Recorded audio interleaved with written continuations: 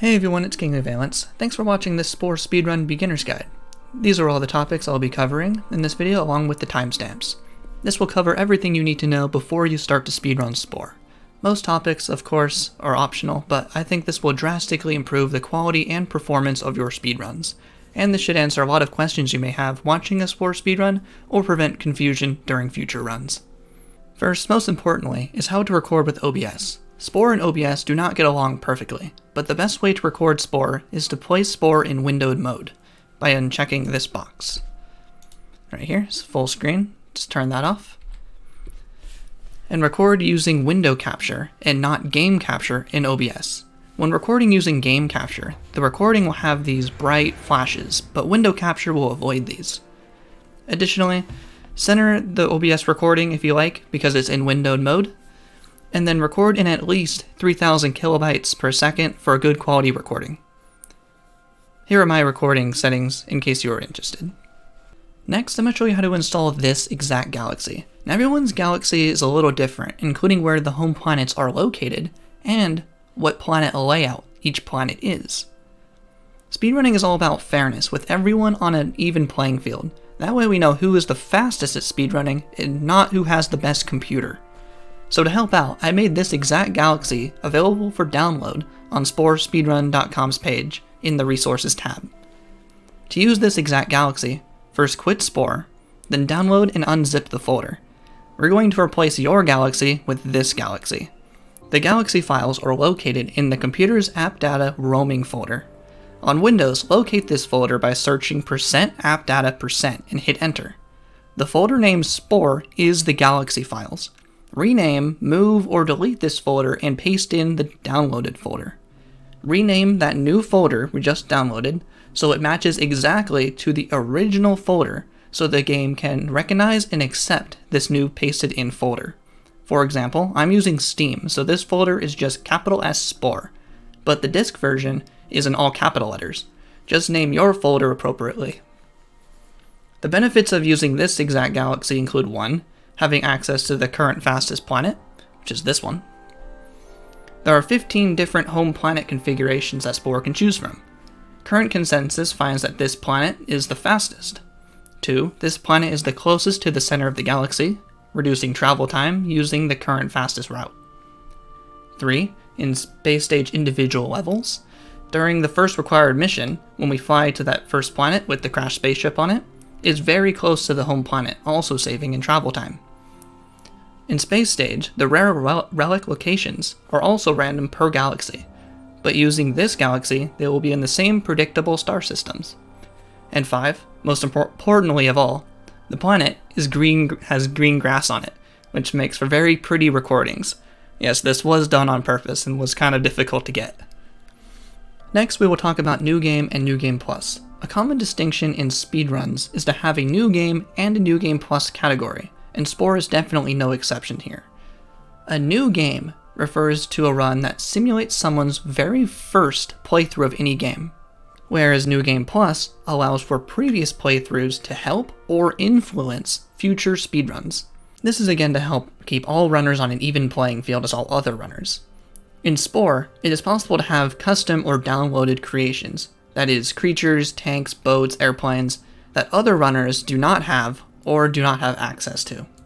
Or you can have a galaxy that you've already cleared out the entire Grox Empire. That would make for a very easy and smooth flying to the center of the galaxy during speedrun. To ensure fairness, we created the New Game category, where we only allow default Maxis made creatures present in the Sporepedia at the time that New Game speedruns begin. We can exclude cells here because they will never appear in the game, and it'd be really annoying to keep deleting them every run because you generate so many of those. So don't worry about cells.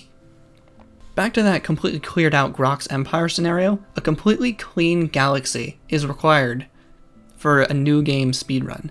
That means there must have been no saved games in Space Stage.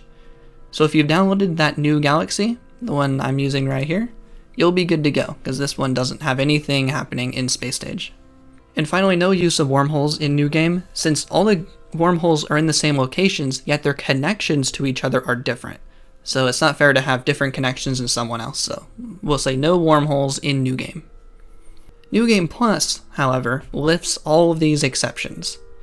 Full Game and Space Stage individual levels make these distinctions and have separate categories, so be careful to what category you submit to. However, Cell, Creature, Tribal, and Civilization stage individual levels only track New Game Plus, so there are less restrictions in these levels. We can actually remove these creations out of the game without deleting them out of the Sporepedia, so we can run New Game without deleting everything. There are 2 locations on your computer where the creations are held. Custom creations and downloaded creations are treated separately by Spore. Downloaded creations are actually stored within the Galaxy folder. But first, to prevent downloaded creations, I recommend not logging in, especially if you use this Galaxy right here, since it will have no downloaded creations already. But if already some exist, they're located in the pollination file. You can rename, move, or delete this file out of the Spore folder to get rid of all of the downloaded creations out of the Sporepedia. Locally made creations are stored in the My Spore Creations folder in the My Documents folder on your computer. You can again rename, move, or delete this entire My Spore Creations folder to remove all locally saved creations. But don't worry about Spore not functioning. If these folders or files are missing, they will be automatically regenerated completely empty next time you launch Spore, and your Sporepedia will contain only the original 1631 default Maxis creations. Next is recommended settings for Spore. This is the most optional section of the guide, but it might be just as important. Spore was made in 2008 when computers still used 32-bit operating systems, but you're likely running a 64-bit operating system today.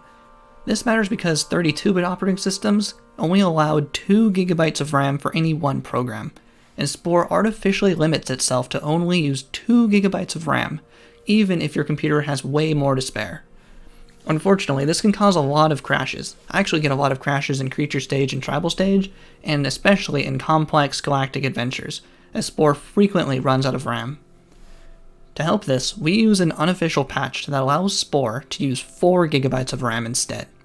The patch is located in the Resources tab, along with the website where it came from, with a very detailed set of instructions of how to run it, but for this guide I'll show you how to do it as well. You first download and unzip the file and run the patch. The patch will ask you where your Spore's executable file is, which is always named sporeapp.exe. Open this executable in the patches window and let the patch go through. The patch will create a backup of the original executable, but Spore will now run with 4 GB of RAM instead of only 2, because it will create a new executable that Spore will now use.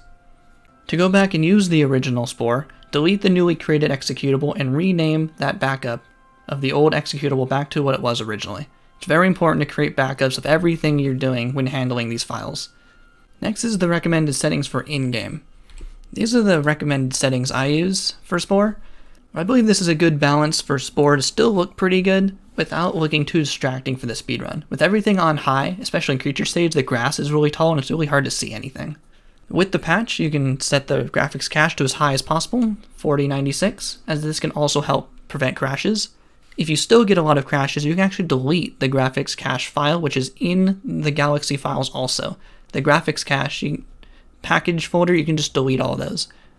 Make the screen size to as high as possible. I run at 1080-60, that's as high as my monitor will go. But record in at least 720p, as that will help the recording look way better. In the game and capture settings, turn off tutorials but leave on game hints. This will make your game actually run a lot quicker without all of those tutorials going on. And finally, timing the speedrun. There are visual examples for each of the stages, but I'll give a brief description here as well. Timing for full games and cell stage both begin at the same time. Timing begins when the play button disappears after clicking go. Cell stage timing ends at the Growing a Brain cutscene when the HUD disappears. Creature stage begins at control after the cutscene when the HUD appears. Creature stage ends at the final Growing a Brain cutscene when the HUD disappears. Tribal stage also begins at control after the cutscene when the HUD appears, and ends at the final celebration cutscene when the HUD disappears. Civilization begins at control after the cutscene when the HUD appears. However, Civilization ends when the progress bar becomes blue arrows since there are 3 win conditions and not all of them have a cutscene. In this scenario, you're capturing the final city, Just skip the cutscene and reveal the blue arrows. In this scenario, we are waiting for the surrender. Just accept the surrender and reveal the blue arrows again.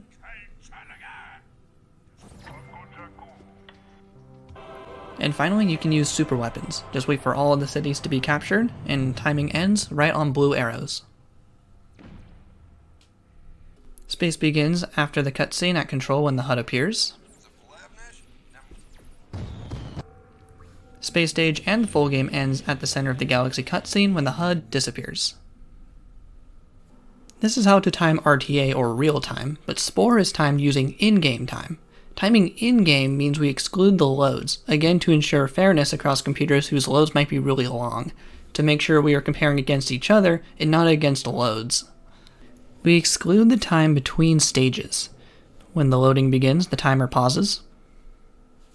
Occasionally in Civilization stage, when switching vehicles there is a slight load, we exclude this as well.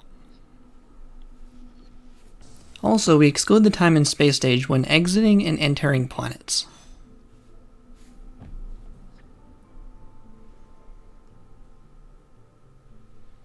To help make timing easier, LiveSplit will automatically pause the timer during these loads. Starting and stopping is still done manually. Currently, there are load removers available for the Steam and Origin versions on the Resource tab. If your version is not available, I made a separate video of how to make your own load remover. To use the load remover, first compare against game time. That way the timer will actually pause when there's a load. To add the load remover, go to Edit Layout, add a control, and add a scriptable auto splitter. Go into the scriptable auto splitter and add the path to the load remover you just downloaded. Hit open, then OK, and then the timer will automatically pause when there's a load.